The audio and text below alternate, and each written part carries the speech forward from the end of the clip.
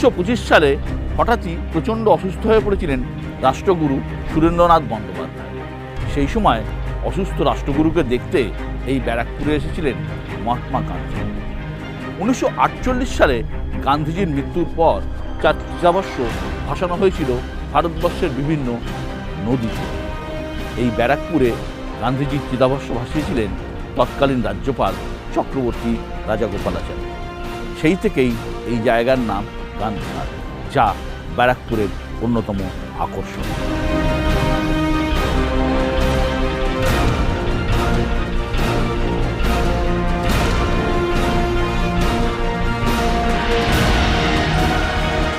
মাঝখানে হুগলি নদী, একদিকে শ্রীরামপুর, একদিকে ব্যারাকপুর।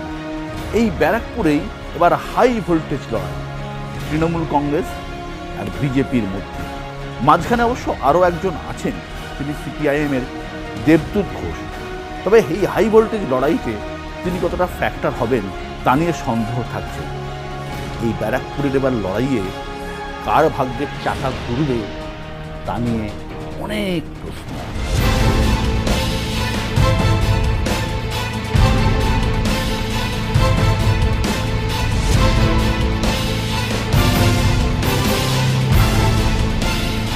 এই ব্যারাকপুর সাক্ষী থেকেছে অনেক ইতিহাসের। 1857 সালে এই ব্যারাকপুরেই হয়েছিল সিপাহী বিদ্রোহ। একদা শিল্পের আঁতুড়ঘর এই ব্যারাকপুর সবসময় শিল্পের কারণে সরগরম থাকত। এখন সরগরম থাকে রাজনীতির কারণে। তার অন্যতম কারণ অর্জুন সিং, যার ফুল বদলে উত্তাপ ছড়িয়েছে এই ব্যারাকপুর কেন্দ্রে। আমাদের সঙ্গে রয়েছেন ব্যারাকপুর কেন্দ্রের বিজেপির প্রার্থী অর্জুন সিং। অর্জুনদা, এবার ব্যারাকপুরে ভোটের ভবিষ্যৎ কী? ভোটের ভবিষ্যৎ যেটা 19-এ ছিল সেটাই হবে, আবার পুনরাবৃত্তি হবে, আবার ভারতীয় জনতা পার্টি জিতবে। এবার আরও বেশি মার্জিনে জিতব। কেন? যা কাজ করেছি 5 বছরে মানুষের বিশ্বাস আছে, মানুষ একটা আরও আমার উপরে ফেদ বেড়েছে, কে ছেড়ে পালাবে না। ব্যারাকপুর জন্য অনেক কিছু করেছে।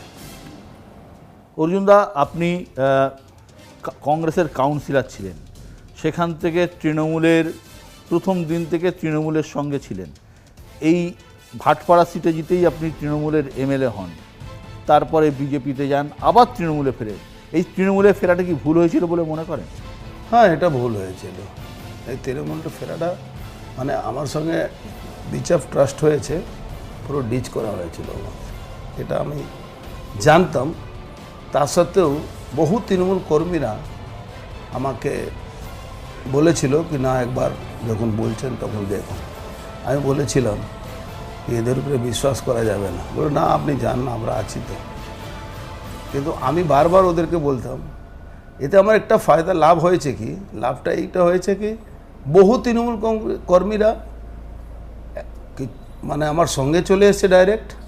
আর বহু তৃণমূল কংগ্রেস কর্মীরা এখন ওখানে থেকেও আমার হয়ে কাজ করছে। মানে তৃণমূলের সঙ্গে আছেন তারাই আপনার হয়ে কাজ করছেন?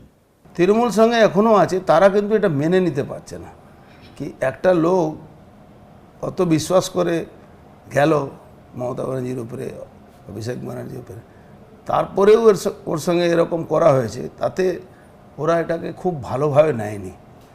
বিশেষ করে মাইনরিটি যারা ভোটার আছেন, আমডাঙ্গার ভোটারগুলো, মাইনরিটি ভোটারগুলো, যারা আমাদের অঞ্চলের কিছু ভোটার আছে, তারা এইটা নিয়ে একদম তৃণমূলের সঙ্গে নেই বলতে গেলে। এটা মিরাকল হবে, ব্যারাকপুর একটা মিরাকল রেজাল্ট হবে, আপনি দেখবেন। অর্জুনদা, ব্যারাকপুরে বিজেপি জিতবে না অর্জুন সিং জিতবে? দেখুন, বিজেপি তো জিতবেই, অর্জুন সিং একটু প্লাস করবে। অর্জুনদা, গতবার ভোটে আপনি মাত্র 14 না 15,000 ভোটে জিতেছিলেন, যেটা দীনেশ ত্রিবেদী ছিল বাইরের ক্যান্ডিডেট, এবং দীনেশ ত্রিবেদীর উপর তৃণমূলের একাংশ ক্ষুব্ধ ছিল। এবারে ক্যান্ডিডেট পার্থ ভৌমিক তৃণমূলেরই লোক এবং তৃণমূলের এখানকারই লোক, ভূমিপুত্র। কতটা টাফ? ইজি হয়েছে। দীনেশ ত্রিবেদী যে লড়াইটা, দীনেশ ত্রিবেদী একটা মন্ত্রী ছিলেন, ছিলেন নানা রকম একটা আলাদা, কোনোদিন উনি এখানে কাজ কোনো এলাকার জন্য কিছু করেন। কিন্তু সেই ইলেকশন আমি 19 দিনের জিতেছিলাম। 19 দিনের জেতার পরে আমি কিন্তু এই 5 বছর 7টা বিধানসভা, এমনি আমি 7টা বিধানসভা সবসময় করেছি, কিন্তু অ্যাজ এ এমপি কাজ করা যে সুযোগ হয়েছে তাতে আমার মানে যাকে বলে যে ঘর গুছানো অনেকটা ইজি হয়ে গেছে।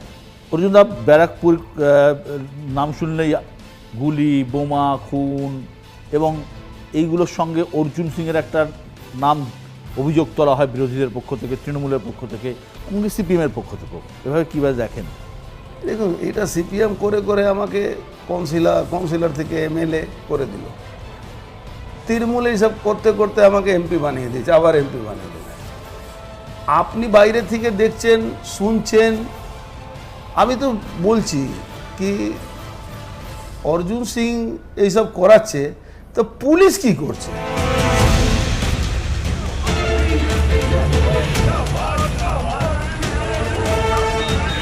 উনিশশো 1995 সালে প্রথমবার কংগ্রেসের কাউন্সিলর হয়ে তার রাজনৈতিক জীবন শুরু করেন অর্জুন সিং।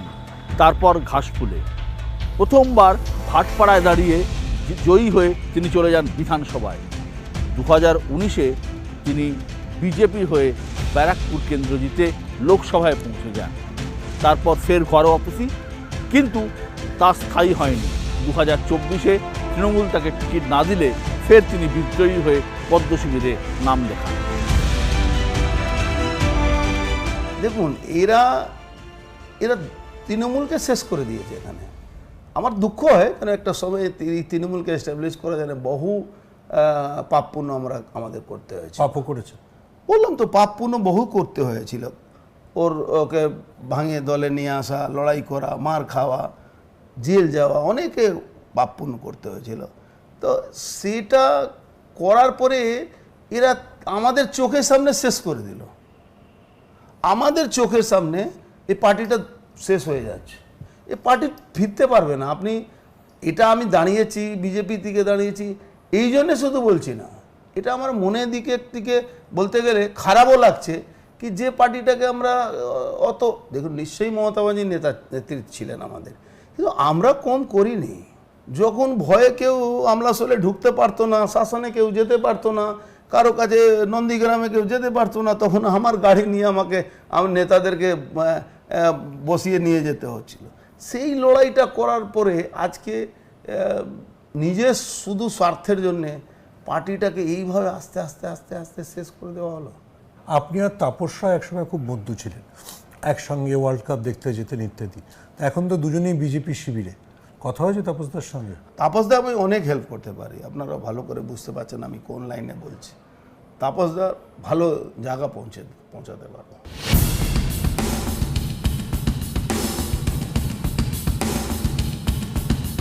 এক সময় মুকুল রায়, অর্জুন সিং এদের হাত ধরেই এই শিল্পাঞ্চলে নিজেদের প্রতিষ্ঠা করেছিল গেরুয়া শিবির। মুকুল রায় এখন অস্তাচলে, আর অর্জুন ফের দলবদল করে এবারে বিজেপি। সুতরাং এই শিল্পনগরীতে বিজেপির সেরাবাজি অর্জুন সিং। অনেকে বলছেন অর্জুন নেই, কিন্তু অর্জুনের ছায়া রয়ে গিয়েছে ব্যারাকপুরে তৃণমূলের অন্দরে। সেই ছায়ার সঙ্গে লড়াই করা কি কঠিন হতে পারে পার্থর পক্ষে? কিশোর, দেখ, আজকের ব্যারাকপুরকে দেখলে মির্জাপুর ওয়েব সিরিজটার কথা মনে পড়ে যায়।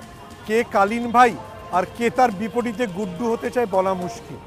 আসলে তো সবাই একসময় এক শিবিরে ছিল, সবাই ঘাসফুল থেকে সবার উত্থান।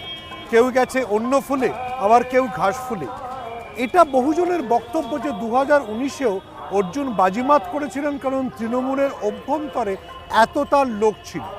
পার্থ ভৌমিকের তরফে দাবি করা হচ্ছে যে 2021-এর নির্বাচনের পরে পরিস্থিতি অনেকটা বদলেছে। অনেক বিধায়ক এখন আর অর্জুনের লোক নন, যেমন সুজিত শ্যাম বা সুবোধ অধিকারী। ফলে অর্জুনের জন্য কাজটা অনেক কঠিন। কিন্তু তাও আমরা জানি না যে শ্রমিক সংগঠন থেকে শুরু করে তৃণমূলের ব্লক বা এই পর্যায়ের নেতারা কতজন আসলে অর্জুনের সঙ্গে যোগাযোগ রেখে চলছে।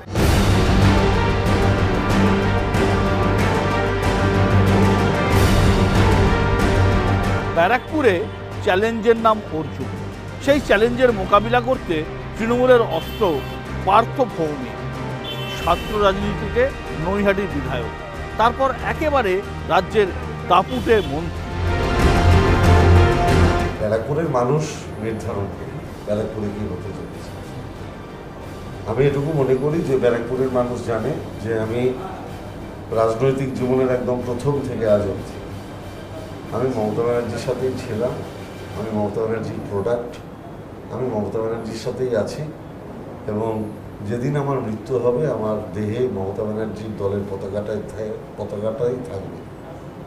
অতএব স্বাভাবিকভাবে অনেক মানুষ কে আদর্শচ্যুত নয়, কে নীতিচ্যুত নয়, এসব বিবেচনা করে মানুষ ভোটদান করে। সেক্ষেত্রে আমি একটা এক্সট্রা অ্যাডভান্টেজ পাব যে এই ছেলেটা আর যাই হোক কোনোদিন নিজের স্বার্থে দল বদল করে। মানে দল বদল বলতে আপনি অর্জুন সিংকে কটাক্ষ করছেন? দল বদল মানে অর্জুন সিংকে কটাক্ষ বলবো না, আমি বলবো যে ব্যারাকপুরের মানুষ জানে যে অর্জুন সিং নিজের স্বার্থে সিদ্ধান্ত নেয়। উনি নরেন্দ্র মোদীরও না, উনি মমতা ব্যানার্জিরও না। 2024-এ উনি যে দিদি ওনাকে টিকিট দেননি তার প্রথম এবং প্রধান কারণ ছিল, দিদির কাছে খবর ছিল উনি তৃণমূলের টিকিটে সাংসদ হয়ে 2026-এর বিধানসভার আগে বিজেপিতে জয়েন করবেন। এবং দেখুন দিদির সিদ্ধান্তটা কতটা সঠিক। যদি বিজেপির সাথে মারাত্মক যোগাযোগ না থাকতো তাহলে বিজেপিতে যাওয়া 7 দিনের মধ্যে কেউ বিজেপির টিকিট পেয়ে যায়, যেখানে বিজেপির যারা ভূমিপুত্র, যারা দীর্ঘদিন ধরে ব্যারাকপুরে লড়াই করলো, তাদের ডিপ্রাইভ করে এই যে উনি টিকিট পেলেন, এটা তো বিজেপির উচ্চমহলের সাথে যোগাযোগের ফসল। সেটা বিজেপির যারা নিচুতলার কর্মী তারাও প্রকাশ্যে বলছেন, আমায় বলতে হচ্ছে না। মহাভারতে যিনি লক্ষ্যভেদ করেছিলেন তিনি ছিলেন অর্জুন। সেই অর্জুনেরই আর এক নাম পার্থ। পার্থ আর অর্জুন একই অঙ্গে দুটো নাম। ব্যারাকপুরের মাটিতেও চলছে মহাভারত। প্রতি পদে বিশ্বাস অবিশ্বাসের দ্বন্দ্ব, বিশ্বাস আর অবিশ্বাসের লড়াই। এই ব্যারাকপুরেও মুখোমুখি বিজেপির অর্জুন আর তৃণমূলের পার্থ।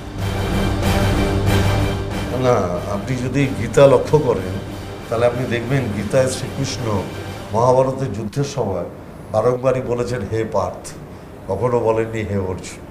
অর্থাৎ মহাভারতের আসল অর্জুন কৃষ্ণের চোখে, আমি পার্থভৌমিক। ব্যারাকপুরে নির্বাচনে জিততে বাঙালি অস্মিতা বা বাঙালিদের আত্মাভিমান আপনার কোনো কাজে দিতে পারে? না, আমি দেখুন এরকমভাবে ভাবি না। আসলে আমি তো মমতা ব্যানার্জির সৈনিক। মমতা ব্যানার্জিও জীবনে এরকমভাবে ভাবেন না। মমতা ব্যানার্জি বারংবারই বলেন ধর্ম যার যার নিজের উৎসব সবার। মমতা ব্যানার্জি অবাঙালিদের জন্য ছট পুজোয় 2 দিন ছুটি দেন। মমতা ব্যানার্জি রামনবমীতে ছুটি দেন। মমতা ব্যানার্জি হিন্দু বিশ্ববিদ্যালয় গড়ে তুলেছেন। মমতা ব্যানার্জি বিভিন্ন জায়গায় স্কুল এডুকেশনকে, মাধ্যমিককে 12 করে দিয়েছেন। অর্থাৎ সমাজের সামনের সারিতে যাতে অবাঙালিরা উঠে আসে, মমতা ব্যানার্জি তার সমস্ত ব্যবস্থা করেছেন। সিপিআইএম কতটা ফ্যাক্টর? সিপিআইএম লড়ছে। আমি দেখুন, আমি পরিষ্কার ভাষায় বলছি, ব্যারাকপুরের মানুষ একটা সিদ্ধান্ত নিয়ে ফেলেছে এবং এটা আপনারা ভোটের রেজাল্ট বেরোনোর পর দেখতে পারবেন। No vote to Arjun. Ram রাবণের যুদ্ধে রামের পক্ষ নিয়েছিলেন রাবণের ভাই বিভীষণ। পরিবারের বিরুদ্ধে গিয়ে শিবির বদলের ঘটনা এই ব্যারাকপুরেও রয়েছে। এই ব্যারাকপুরে অর্জুন সিংয়ের নিজের ভাইপো সৌরভ সিং জয়েন করেছেন তৃণমূল এবং ব্যারাকপুরে এবারের ভোটে তৃণমূল প্রার্থী পার্থ ভৌমিকের প্রধান নির্বাচনী এজেন্ট অর্জুন সিংয়ের ভাইপো সৌরভ সিং।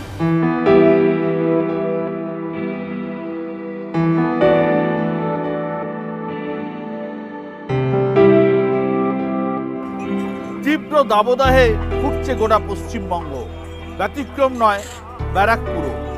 এর সঙ্গে যুক্ত হয়েছে ভোটের লড়াই, আর ভোটের লড়াই মানেই ব্যারাকপুরে উত্তাপ, বোমা, গুলি, সবেরই উত্তাপ। তার মধ্যেই একটু লস্যিকে ঠান্ডা হওয়ার চেষ্টা।